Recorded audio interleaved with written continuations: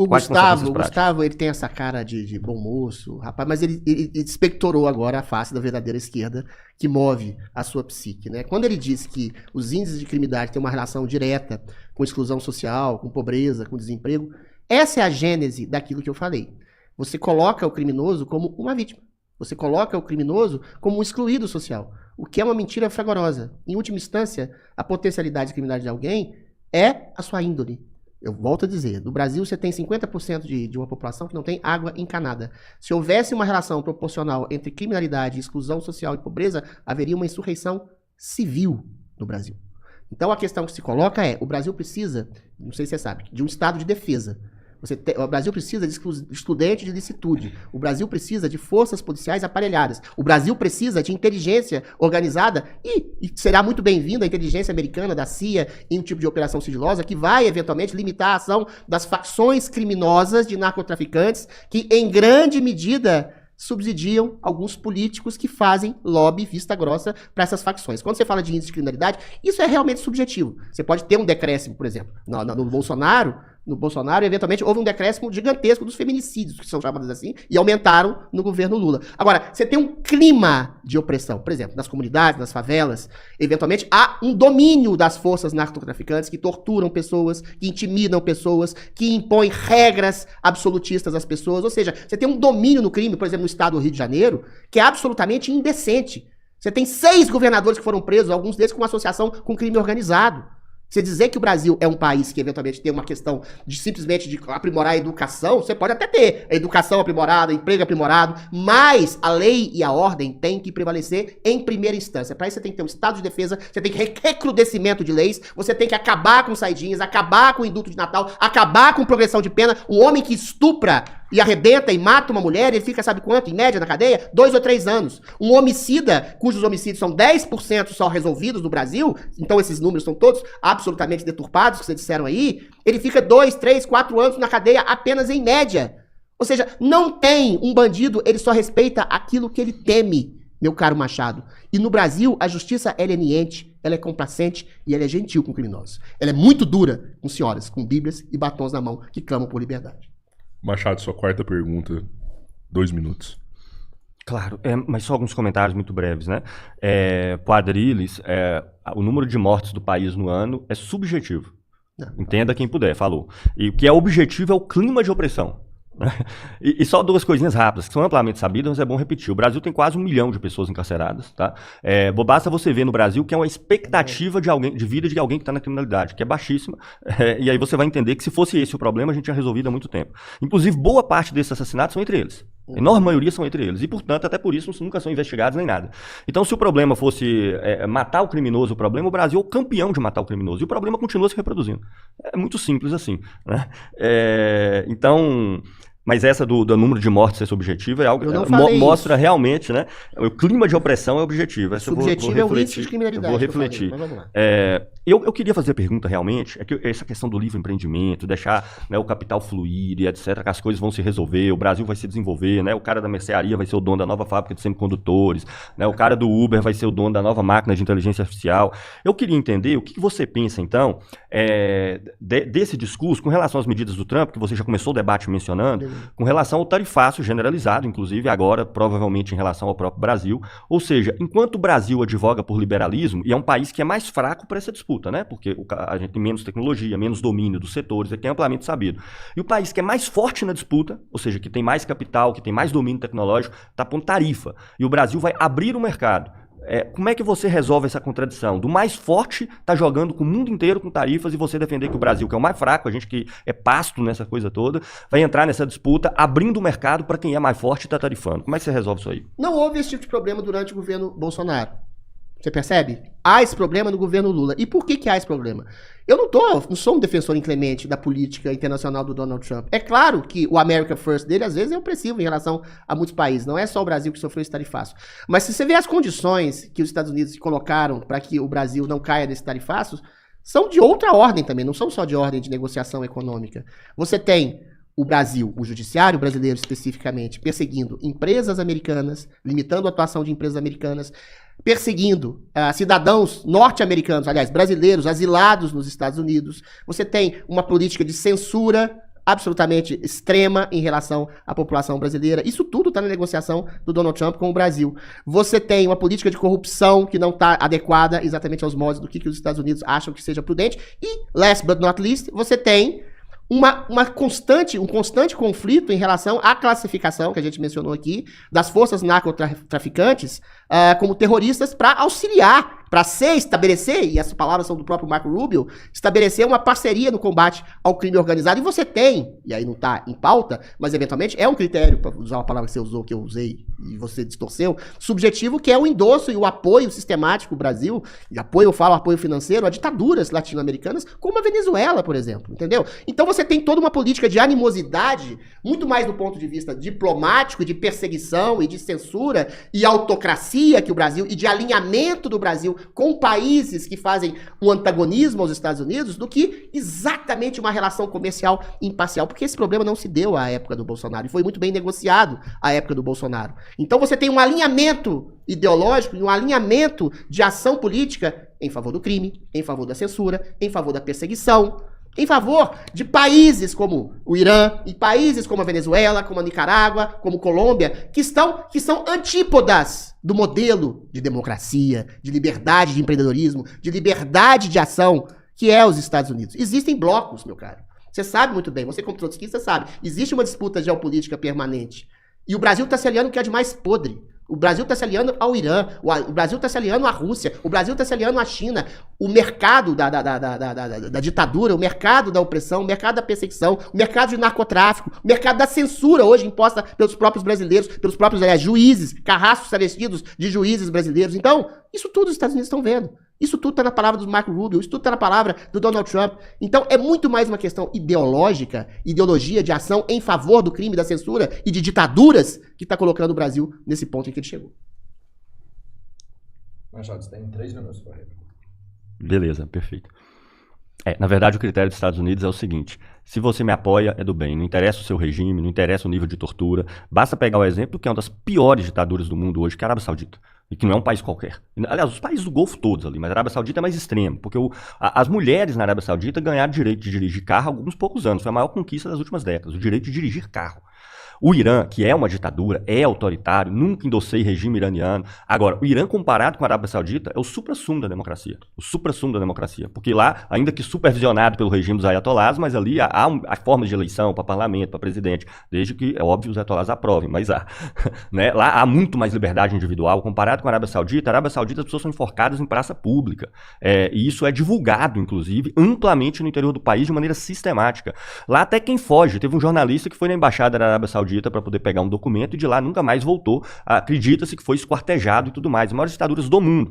Mas aí, claro, se for amigo dos Estados Unidos, não tem problema ser autoritário, não tem problema ter tortura, enforcamento em praça pública, liberdade zero. Né? Essa hipocrisia. Tanto é verdade que é a Venezuela. A Venezuela é a prova cabal disso. Né? Qual que é o regime que está lá na Venezuela? O de sempre. Só que agora esse regime se aliou aos Estados Unidos. A deu-se vice do Maduro, né? Inclusive chavista histórica. Todo o aparato, todo o exército, todo o aparato continua lá. E agora o Trump está feliz, porque o governo se ajoelhou e está disposto a fazer o que ele quer. Inclusive, ele deixou claro que não faz questão de troca de regime, eleição, cacete, nada. Então esse discurso hoje nem cola mais. Porque antes dava até para brincar com ele, uns 10 anos atrás e tal. Agora nem cola mais. Inclusive, foi a mesma proposta que ele fez pro Irã. Né? Ele anunciou publicamente isso mais de uma dezena de vezes. Falou, não, pode continuar o mesmo regime.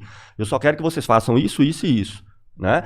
E eles falaram que não ia fazer, né? Deixando muito claro que não tem a ver com regime político, não tem a ver com liberdade, não tem a ver com absolutamente nada disso. Né? A questão do judiciário brasileiro ter atacado empresas americanas é bastante curiosa, porque os Estados Unidos pode. Eu não vou nem entrar no mérito da questão. O que foi feito? A Huawei, a CEO da Huawei foi presa. Né? O TikTok banido no interior dos Estados Unidos. Então os Estados Unidos interviu no governo Bolsonaro para não comprar as torres de energia 5G da Huawei, que eram as mais avançadas e baratas que existiam. Olha o livre mercado aí. O livre mercado ele é bom quando ele sai das empresas americanas, senão ele é ruim, não é isso? Tanto é que toda a ação dos Estados Unidos na China é tão hipócrita esse discurso, é porque hoje eles estão em desvantagem com o livre mercado na concorrência com a China em muita coisa. Não em tudo, mas em muita coisa.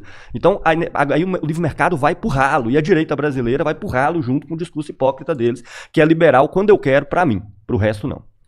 Adriles, pergunta, 2 minutos. Só comentar brevemente, na Venezuela hoje não tem nem tortura, nem morte, nem assassinato em massa da população.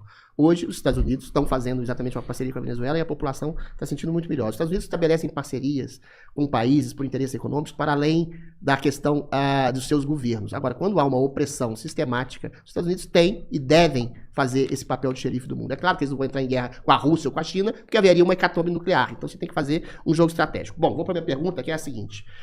A gente vive uma ditadura judiciária. A afirmação é minha. Essa ditadura se deu primeiro pela perseguição, pelo massacre de pessoas inocentes, pelo cala-boca de pessoas que queriam liberdade. E essa ditadura está sendo agora confirmada até por grandes empresas de comunicação que endossaram essa ditadura no início. Um homem, Alexandre de Moraes, recebe 130 milhões de reais através de sua esposa para fazer lobby de um banqueiro corrupto. Outro homem, responsável pelo julgamento desse banqueiro corrupto, recebeu milhões para formar um resort, até um cassino. Essa junção de corrupção, de ditadura, de perseguição, foi aplaudida por toda a esquerda brasileira e particularmente o governo federal, que foi colocado lá por uma eleição extremamente enviesada, parcial, em que o TSE, que é um puxadinho do STF, colocou Lula, arrancou Lula da cadeia e colocou lá. Qual é a sua proposta para reformar o judiciário, que hoje é tirano, reconhecido internacionalmente como tirano e violador de direitos humanos, e colocar o Brasil novamente num princípio democrático através dessa reforma do judiciário brasileiro? Perfeito. Não, eu defendo que o judiciário seja eleito com mandato revogável em todas as suas instâncias, e não um STF onde o presidente escolhe aí quando um deles expira o mandato. Para mim, né, eu enquanto marxista, socialista, não tem simpatia alguma pela estrutura do poder no Brasil, e em particular pelo... Não, Paulo, não. Corta aí, Pedro, corta aí. Não, eu vou fazer 5 minutos da minha fala, eu vou falar o que eu bem entender, do jeito que eu quiser. Na sua réplica, aí você faz as considerações, fala das lacunas. É só isso que eu quero falar. Vai lá. Vamos lá. Pode continuar falando. Beleza. Pô, mas, ó, se ele me interromper outra vez, eu vou querer que volte o tempo. Não, tá, eu acho que volta também. Dá os 5 minutos aí. Pô, a gente pediu. Volta aí. A gente pediu, Adri. Numa boa. Não, você quer fazer cortezinho. Não, é foda. Uma ou outra interrupção é natural. Não é natural. Ele não fez nenhuma interrupção pra você. Beleza, mas é natural, é um diálogo. Eu te pedi, eu implorei, Adri, eu não quero cortar seu microfone. Corta o microfone dele, Pedro. É uma pequena pergunta que eu fiz, só pontual. Pô, pra não interromper a linha de raciocínio dele. Não, mas não é interrupção, é pra ajudar o debate. Você pode fazer isso também. Vai lá, fala. Quebra o clima. Só acrescenta essa pergunta na sua psique. Voltando de onde eu comecei. Eu não me compactuo com nada em relação ao judiciário. Eu defenderia que o judiciário fosse eleito, não um judiciário onde o presidente indica, com a medida que os mandatos inspiram, com cargo fixo, e etc. Não sou não tem lá grande credulidade na inocência de ninguém ali no STF, inclusive o caso aí Master realmente incrimina vários deles de maneira inquestionável, na minha opinião, e não só do judiciário e dos vários grupos políticos brasileiros, nesse caso com vínculos bem orgânicos com o bolsonarismo de um modo geral, né? Os 130, 140 milhões de financiamento de um filme, e aliás, que metade do valor indicado já supera todos os filmes brasileiros que concorreram ao Oscar, né, no último período, sendo que o último deles aí tendo como diretor um dos proprietários do Banco Itaú, né? E é claro, né, não foi um vínculo casual, o cara resolveu ali, né, dar uns 130 milhões, 60 milhões, que foi o que entregou, acabou de conhecer o Flávio Bolsonaro, falou, pô, que legal esse filme aí, vai ser o maior sucesso, vai dar lucro pra caramba, não tem vínculo político nenhum, vou fazer, acredite quem quiser, né. Então, eu não tenho compactuação nenhuma, o que não quer dizer, e também tem muita coisa que o judiciário fez que eu tô contra, tá? Por exemplo, o cara falou lá uma bizarrice no YouTube, que é crime, ele seja punido por aquele crime. Para você suspender o canal, proibir a pessoa de falar, essas coisas todas, só se ela diz que está a serviço de continuar cometendo aquilo. Percebe a diferença? Sim. Então, por exemplo, eu estou favorável que o Monark pague por várias coisas que ele fez e falou, mas não que ele esteja banido de usar qualquer rede e etc. Isso não tem nenhum acordo com esse tipo de coisa. Agora, eu acho que eles foram bastante suaves com relação a tudo que aconteceu no Brasil no último período, em particular aquilo que ficou marcado pelo 8 de janeiro. Foram bastante suaves. Nesse sentido, eu sou muito crítico ao judiciário. Eu acho que tinha sido muito mais rigoroso. Muito mais rigoroso. Tá? Na verdade, aquela coisa foi tão bizarra que se criou toda uma campanha do Brasil de anistia, né? Primeiro falar que não foi cometido crime algum, que foi só um plano, como se tivessem sentados lá na mesa, né? Especulando, conversando, o Bolsonaro com o Heleno, não sei quem, olha, imagine se a gente tivesse... Não, foi um plano colocado em execução e que fracassou, né? Em algumas das suas etapas. E foi um plano que não só foi colocado em execução, mas que toda a documentação, todos os elementos mostram de maneira cabal que a pressão para que ele fosse até o fim foi gigantesco, né?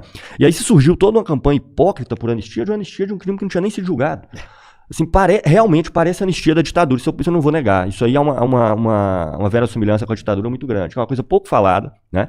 Que a lei da anistia do Brasil, em 1979, é uma lei que ela é válida desde setembro de 1961. A lei da anistia está escrito, estão perdoados todos os crimes e correlatos de setembro de 61 até 79. Vocês percebem alguma coisa de estranho nessa data? A ditadura foi em 64, foi em 1º de abril de 64, por que setembro de 61? Eles confessam ao fazer isso que 3 anos antes eles já estavam conspirando, inclusive tentaram abater o avião do João Goulart, porque quando o Jânio Quadros renunciou, o João Goulart estava na Ásia, tentaram abater o avião do João Goulart, que foi exatamente em setembro de 1961. Criaram um instituto, começaram a conspirar desde antes, o IPS, por exemplo, é um instituto no Brasil feito com esse objetivo, e que criaram uma lei maluca que anistiava os crimes e correlatos. O que é correlato? A qualquer coisa que esteja relacionado a esses crimes que estão sendo anistiados. Ou seja, eles criaram uma lei que impediam o pessoal, a turma toda da ditadura, de ser investigado. Como é que você vai ser anistiado de um crime que você não foi investigado e julgado? É anistia prévia. Nem julgamento tem. Nesse sentido, eu sou muito crítico ao judiciário, porque foi muito light. Tinha que ser muito mais rigoroso. Aquilo ali, tudo núcleo central, tinha que ter sido prisão preventiva desde o começo. Pegaram extremamente leve. Então, até nisso eu reprovo o judiciário brasileiro. Né? Até nisso eu reprovo pela complacência gigantesca que existiu. Mas, evidentemente, nessa parte foi muito correta, com relação às empresas norte-americanas, que atuam como o Trump atua agora, que acha que pode definir o que são os crimes do Brasil, como diz o Flávio Bolsonaro, né? Pluma uma fragata lá no Rio de Janeiro, que ele vai comemorar quando tiver uma fragata americana no Rio de Janeiro, os caras que se dizem nacionalistas. E aí você imagina, chegou a fragata dos Estados Unidos na Baía de Guanabara, né? Vocês acham o quê? Que o Comando Vermelho vai chegar todo mundo lá na praia do Flamengo e falar, estamos aqui? O que você acha que a fragata vai fazer ali na beira do Rio de Janeiro? Que ela vai atacar quem? Como? Com quais critérios? Isso é o que propõe a direita dita nacionalista no Brasil. Camisa do Brasil para eles é hipocrisia abstrata para não se referir a conteúdo concreto nenhum do Brasil no passado, no presente e logo com as consequências futuras. Agora você tem 3 minutos. Et é homo, eis o homem. Começou bem, começou complacente, dizendo que o judiciário rompeu alguns limites, mas disse que as punições do 8 de janeiro foram brandas.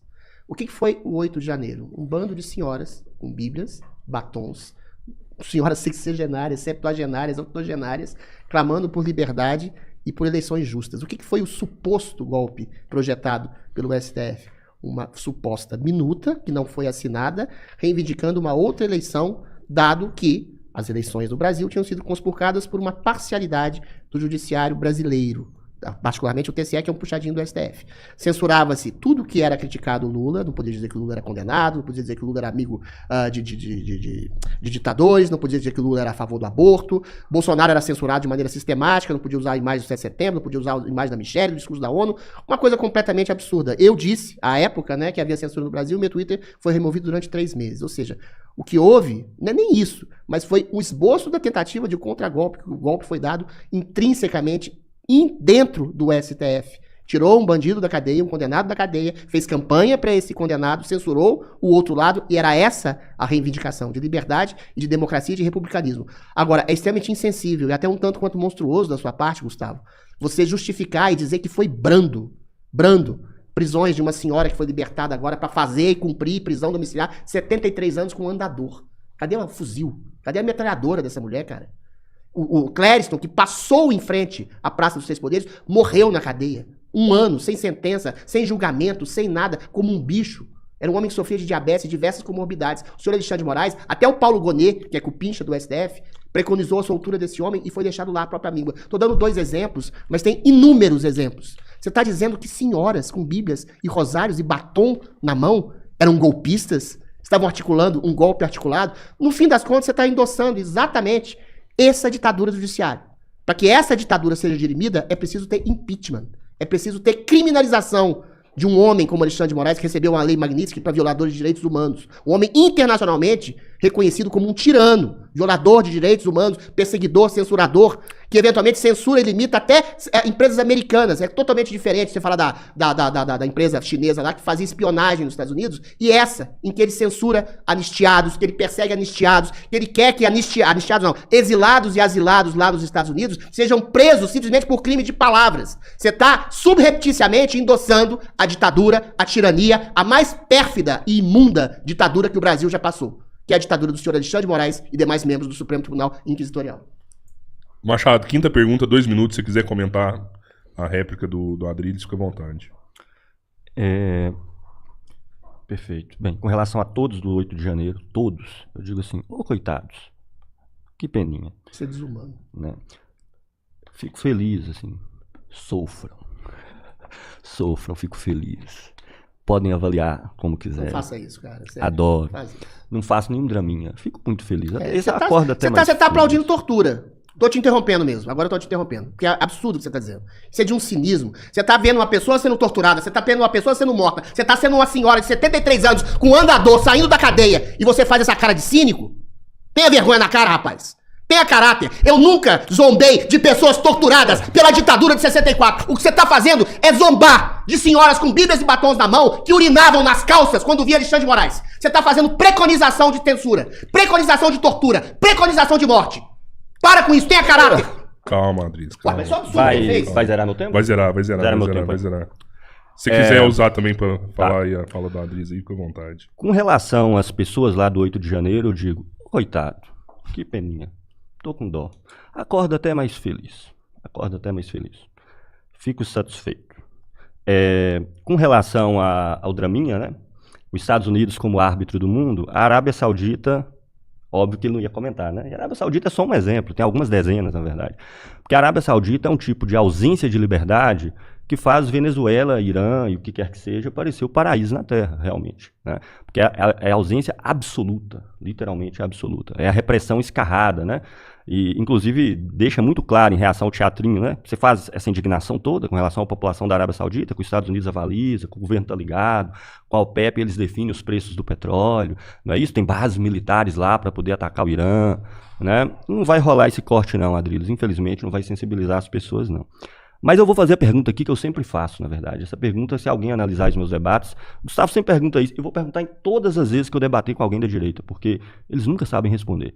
A pergunta é, o Brasil tem 30 anos que o Estado, do ponto de vista de serviços públicos, de servidores e tudo mais, cai de maneira desenfreada. É assim as despesas pessoais da União, que caiu mais da metade. É assim as empresas estatais de todos os setores, 4 mil a menos nos últimos 20 anos. É assim em todo o critério que você pegar. O Brasil, então, se a questão fosse o tamanho do Estado, a quantidade de gastos com serviços, com servidor, em áreas essenciais, era para estar melhorando desde os anos 90. Pelo menos alguma melhorazinha, pô, não é possível. Por que não vai ter alguma melhorazinha? Então a pergunta é essa. Por que o Brasil não está melhorando há 30 anos, embora há 30 anos há uma redução total do Estado do ponto de vista dos gastos de aplicação em todas as áreas básicas, segundo qualquer critério que você considerar? Gustavo, existe uma diferença pontual entre um princípio de você estabelecer uma guerra geopolítica, por exemplo, em que você vai atacar o Irã, vai atacar a Venezuela e não vai atacar a Arábia Saudita, que também é uma ditadura, concordo contigo. Agora, existe uma diferença moral entre você aplaudir pessoas mortas, perseguidas, censuradas e torturadas e você não fazer isso. Eu nunca aplaudi na vida uma pessoa que tenha sido torturada. Eu nunca aplaudi na vida uma pessoa que tenha sido morta pela ação ou pela omissão de um agente de Estado. Você acabou de fazer isso aqui nesse programa. Hediondo da sua parte o que você fez, tá? Então, eventualmente, eu acho que é isso que difere um princípio de uma direita liberal e democrática de uma esquerda, sobretudo uma esquerda trotskista. Trotsky era tão monstruoso quanto Stalin. Stalin simplesmente foi mais esperto que o Trotsky, que foi um banana do ponto de vista de organização, de fato, e foi assassinado pelo Stalin. A política esquerdista essencial está incrustada no tipo de fala que você tem, no cinismo que você tem quando você zomba de pessoas que foram mortas, massacradas, perseguidas, censuradas, arruinadas. E o seu sorriso de agora, o seu sorriso de ironia, de deboche, é exatamente o sorriso de um Leon Trotsky, de um Joseph Stalin, de um Vladimir Lenin, que falava que você pode cooptar, entrar no meio da burguesia, entrar no meio do capitalismo para promover aquilo que o Trotsky chamava de revolução permanente. Porque vocês não querem exatamente um bem-estar social, vocês querem uma revolução em nome de uma utopia do possível. E a história do socialismo é a história de mortes, de tortura. É uma história, mal comparando, parecida com a ditadura judiciária, porque o Alexandre de Moraes não é um stalinista, ele é um trotskista, ele é um oportunista, que usa do senso de oportunidade para exatamente cometer barbaridades, atrocidades, perseguições e monstruosidades. Todas essas que você riu, que você zombou de pessoas mortas aqui, se você zombou de pessoas torturadas aqui, nesse programa, nessa hora. Em relação ao crescimento do país, a questão é novamente muito simples, eu vou te responder de maneira até lacônica. Eu acho que, eventualmente, essa diminuição do funcionário público, eu já vi você fazendo essa pergunta várias vezes, é completamente banal. Não quer dizer que a falta de funcionários públicos quer dizer um Estado menos inchado. O Estado brasileiro é mais inchado pelo número ineficiente de ministérios completamente ineficientes, por gastar mais do que arrecada, alocar não em funcionalismo público, mas muitas vezes em corrupção, meu amigo. A Petrobras foi usada como instrumento de propinoduto. O Petrolão foi exatamente isso, pegar recursos locais do Estado para colocar no bolso de deputados, senadores, presidentes de partido. O mensalão idem. Você gasta mais do que arrecada de uma maneira vertiginosa e aloca esses recursos não só em serviços ruins, improdutivos, em funcionários públicos, numa máquina estatal improdutiva. Por exemplo, na época do Bolsonaro, você teve estatais dando lucro no Brasil, de maneira indiscriminada. Isso acabou. Isso, novamente, as estatais estão dando prejuízo. Ou seja, é má eficiência, é má gestão, é má administração, somado a uma coisa chamada corrupção. O INSS, mais um escândalo. O governo Lula que administra praticamente o Brasil há quase 20 anos, ele, eventualmente, não precisa mais de mensalões e petrolões, porque o recurso das emendas parlamentares já é, infelizmente, utilizado para canalizar de maneira indevida os recursos que deveriam estar nos estados, dos seus respectivos beneficiários, né? Mas, eventualmente, até tira dinheiro de aposentado da massa mais frágil do Brasil para colocar no bolso, muitas vezes, de sindicalistas, ou até do filho do presidente. Então, a soma de uma máquina pública inchada, ineficiente, a soma de uma progressão de impostos crescentes de uma maneira escamoteada, como eu falei aqui no comentário anterior, e a corrupção é que faz o Estado brasileiro inchado não apenas pelo seu tamanho, mas pela sua ineficiência e pela sua corrupção endêmica desde que o senhor Luiz Inácio Lula da Silva, já que você falou em 30 anos, assumiu há 20 anos.